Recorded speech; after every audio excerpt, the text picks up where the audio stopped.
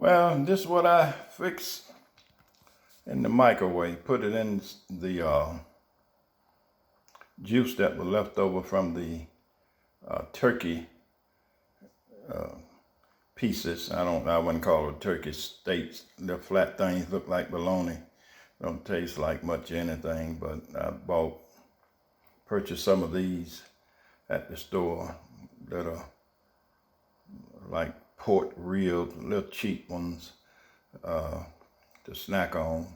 I'm here at the house with my little four-legged friend, my doggy friend, so not much in the house.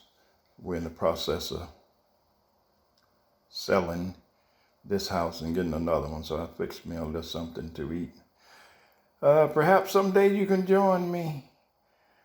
I tell people, I say, well, eat at your own risk when you eat my cooking. Sometimes I experiment.